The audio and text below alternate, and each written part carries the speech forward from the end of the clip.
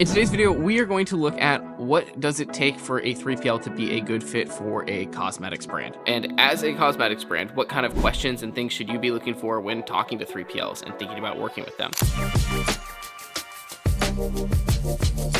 We're going to go through what are the sorts of questions you need to be asking, what other sorts of info do you need to be collecting on your 3PL or understanding before you start working with one, and some of the common pitfalls that you can hopefully avoid when working with a 3PL for your cosmetics brand. So first off, where does a 3PL or a fulfillment center even fit into the supply chain when it comes to a cosmetics brand? Typically, a 3PL or fulfillment center is going to be the last point that your product is sitting in their warehouse before it actually gets to the customer. So an order is going to come in through your e-commerce store, whether that's a Shopify or whatever it is, and then your 3PL is going to pick, pack, and ship that order to your end customer.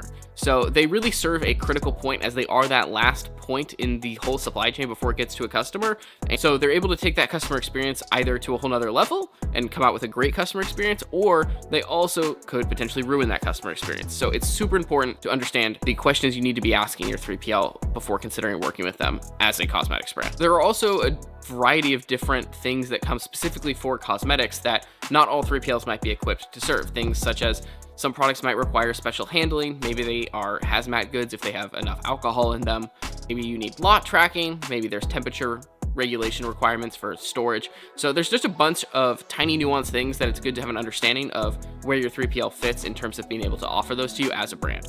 So now that we have an understanding of where the 3PL fits into the supply chain and why that matters, let's walk through some key factors of things you should be paying attention for when picking a 3PL for your cosmetics brand. First off, do they already have other cosmetics clients? This is probably a pretty strong signal of whether or not they're going to have experience dealing with these sorts of things, since a lot of the common challenges are shared across similar brands. So that's first off something I would be asking to figure out. Second, if your product requires compliance and certifications and things like that, is your 3PL certified to be able to handling that product in the way that you need it handled? Asking those questions up front versus further down the road is super important. Also, thinking ahead, if you know you're going to launch a product a year from now that's going to require special handling requirements, letting your 3PL know and asking those questions up front before you begin to work with someone, so important, so that you don't get there and then have to actually switch 3PLs. Another super important thing is scalability. How well is your 3PL going to be able to scale up and down when it comes to order fluctuations? Most 3PLs are pretty good at this, and that's literally their purpose, where they fit into the supply chain, is they are there to help you handle the scaling up and down in a way that you don't have to think about it. But it's always a good question to ask how they typically deal with those things and how they've dealt with them in the past to understand they're going to be able to handle our sorts of specific fluctuations in order volume. Another question I would be asking is understanding what kind of technology does the warehouse use, and are we going to get access to as a brand? So how accurate is that inventory going to be? How up to date is it going to be? What sort of things are other brands leveraging within that software to make their supply chain more effective? Is there forecasting tools, things of that nature? All go into understanding what sort of system are they using so that you know what sort of tools you're going to be able to have access to. Another thing you're going to want to be considering that comes along with every 3PL, but where are they located? If all your customers are on the West Coast, you're probably going to want a fulfillment center on the West Coast. If you're spread throughout the US, the actual location probably doesn't matter as much, especially for cosmetics where your stuff is small and not super heavy. I wouldn't say that I would be too concerned. Super location specific, it's good to be aware of, but it doesn't matter too much. And then the other thing is customer service. So what does your relationship with the fulfillment center look like? Do you have an account rep? How does the structure work internally so that you can understand what kind of support you're going to have access to and ensure that when something does go wrong or you need to contact support, you're actually going to be able to get that resolved versus sitting in like email queue for a week. So those are some of the key factors that I would be looking at. Some specific questions I would want to ask are understanding how are they handling temperature control requirements for other cosmetics or temperature control customers? How are they ensuring that their warehouses are staying within the thresholds that they are claiming they are? It's super easy to claim that and then, oops, it's too late, now it's too hot, all your stuff's melted.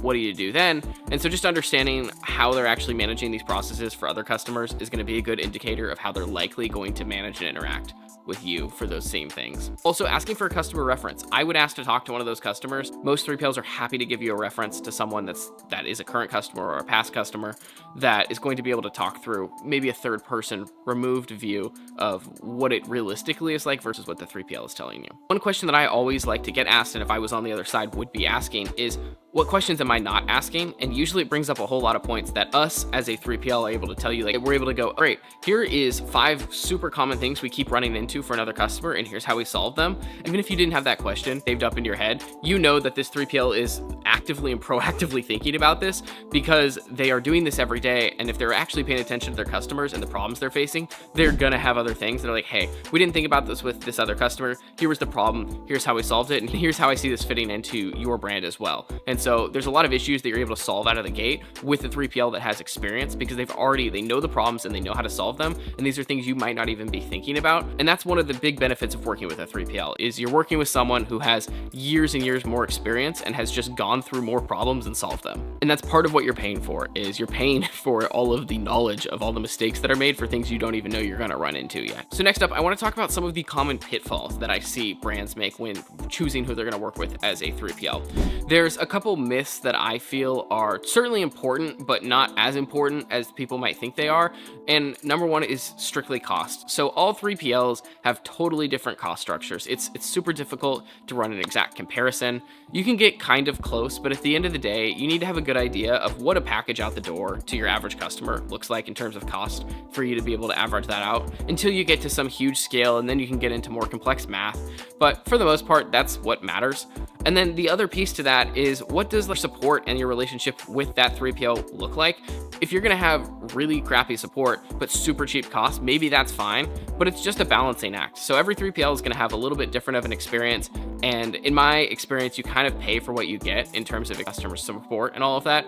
But at the end of the day, most of the 3PLs are relatively pretty competitive. And so it comes down to, who do you want to work with and who do you think is going to be a good long-term partner versus they're going to cut 5 cents off a pick fee here or there. And it generally leads to, if you're picking solely off cost, you end up running into issues down the line. It's just what I've seen. Another one that I see made often, and I hit on this a little bit earlier, but is picking a 3PL solely based off location. I think location matters a lot as a 3PL. Obviously, if you're shipping out of Midwest, you're going to be slightly quicker transit times to each place. It's going to be slightly cheaper. But again, in my experience, unless you're shipping high enough volume, like 10, 20, 30,000 orders a month, I don't think it really begins to matter yet.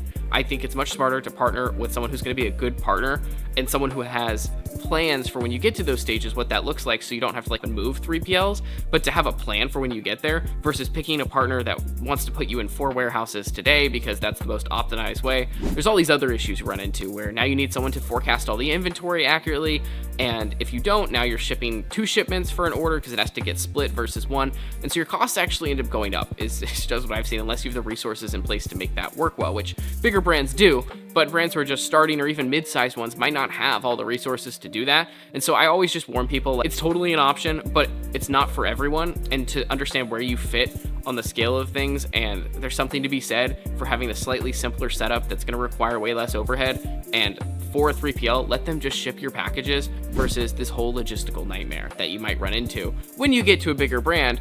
But at the start, you just want to focus on growing the company, not dealing with logistics nightmares. So all that said, there are tons of great 3PLs out there. There are lots that specialize in cosmetics and small things like that. But those are just some of the common things that, first off, I would be aware of when talking to a 3PL, the questions I might be asking, and then also some of the common pitfalls we covered that just to be aware of. If you're aware of them, you'll be fine. And there really is no wrong choice with a 3PL. These are all just things that might help you get into a better spot, especially as your brand begins to grow and as you move forward. So hopefully that was helpful. We covered some of the key factors that I would look at, the questions I would be asking, and then some of the common pitfalls. And again, this is all just coming from the experience having worked with cosmetics brands from the 3PL side and having been on the brand side a little bit working with other 3PLs. So if this was helpful, if you could leave us a like and subscribe, that would be incredible. It helps us out and goes a long way. We love talking about everything 3PL and shipping and brands, and it's all good fun. So if there's any other questions you have, leave a comment below and we will try to get to those in a future video. But until next time, happy shipping.